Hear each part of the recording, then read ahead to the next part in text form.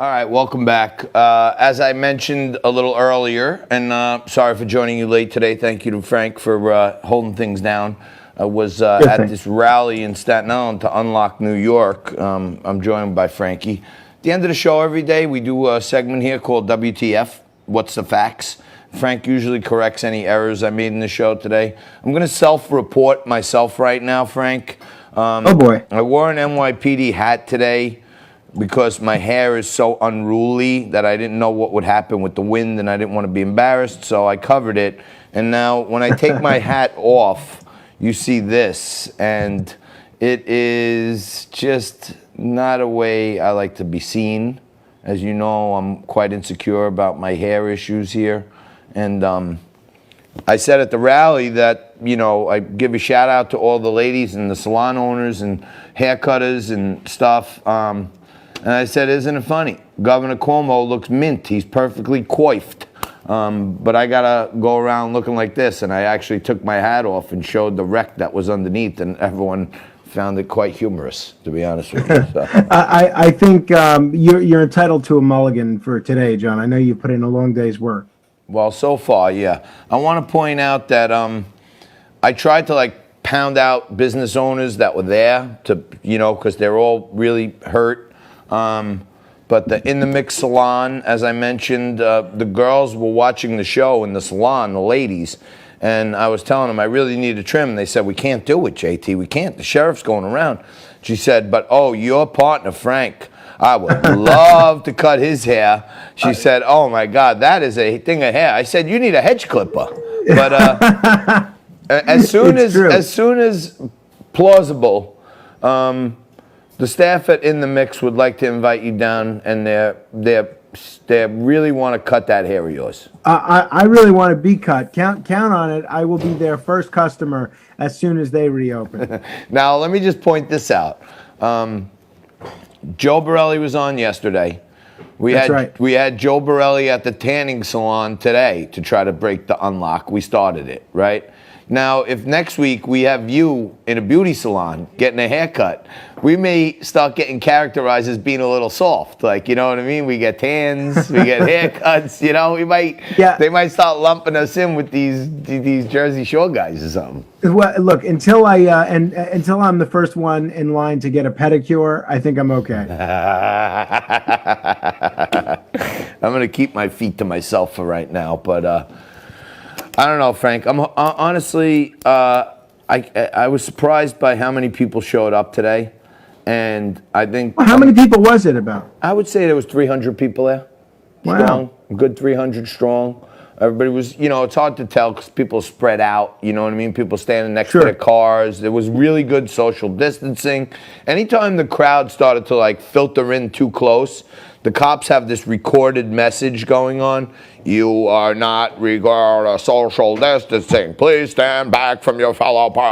You know what I mean? And then everybody hears and is like, all right. Take 2 steps back. But no, yeah, we'll see. The media is probably the best. These local reporter guys who come out, they're really good people, and they were really cooperative. And, I don't know, maybe they'll say there was 500. Maybe the people that hate us will say there was 10. I'll give you a handle tomorrow, but I would say it's around 250, 300. All right, and you're also going to let us know tomorrow whether or not this business is planning on reopening. I'm going to know a lot more tonight. From what I understand, there may be a coordination of multiple businesses on different parts of the island that will open simultaneously. There's only 8 sheriffs on Staten Island. So if you have, over 8 businesses open at the same time, then we're kind of, putting more pressure on, I called them, the sheriffs, basically good people too, but they're, the messengers of tyranny to me. You know what I mean? You can't kill the messenger because those people were being fined too. But de Blasio's got them out there, Frank, like the SS.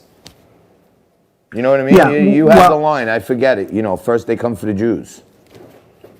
Yeah, it's going to be interesting to see how many more of these businesses choose to reopen on their own, because obviously these executive orders are only as good as a population that's willing to follow them, and law enforcement officials that are willing to enforce them. So we'll see what happens. But the folks that shut down the Sunbelievable place today, were they NYPD or were they from the sheriff's office? They were NYPD. NYPD. I see. They were Okay. NYPD. Yeah. It was no Well, sheriff. They were not the sheriffs, and I can't say it enough. The NYPD, the top brass was there. Staten Island chief, sergeants, lieutenants, everybody. They did not want to arrest this guy. You know what I mean? And they were, I don't want to say they were pleading because they never showed weakness, but they were encouraging him to be a better man and not force them to arrest him. And then all of a sudden the edict came down from the mayor's office. We're going to yank his health department license. And then, the guy shouldn't pay a 90-day penalty of being, he may never reopen to try to take a stand for freedom. So I think Bob Catone assailed himself tremendously well. And Frankie, me and you know this. You and I are always mad about how Staten Island, New York gets portrayed on television. Sure. And I think when you get home, you're home, but when you see some of the stuff that happened today, I think we made Staten Island proud by showing the type of people we were. And it was really a smart, sane way to get together and show some support. It was quite good. Well, that's good to hear. In other news, we're keeping an eye on what's happening economically. Chevron announced today that they are going to lay off up to 15% of their workforce. So that's certainly not great news. But apparently, most of these layoffs will occur this year. They, of course, are a leader in the energy sector, and they have been hit very hard by this pandemic. Right now, they employ about 45,000 people worldwide. So that's no joke. To lay off 15% of that it's going to hurt. Okay, well, 45,000 worldwide. Let's say 80% of that is in the U.S. 32,000. 15% of that. There's another 5,000 workers going the way of the bread lines. And I just want to say it one more time before we close, Frank. You know that Joe Borelli and I, deep down, we love each other, but we've had some rocky times. And we were standing next to each other at the rally, and I mean this, shoulder to shoulder for the right reasons. And he really did the right thing for his community, and I respect him, and he kept his word on a little side bet. And it was a great day for Staten Island. Well, it's very nice. I'm glad you were out there, and I wish the best to the folks at Sunbelievable and at every business on Staten Island and around the country. Okay, and I thank you for tuning in. I'm sorry I was late today, but it's probably more fun for you when Frankie's here. That's for sure. Dow's rocketing, Bitcoin's rocketing. I'm rocketing out of here. But tomorrow, Freaky Friday, same bat time, same bat channel. More liquid lunch for you and me. See you tomorrow.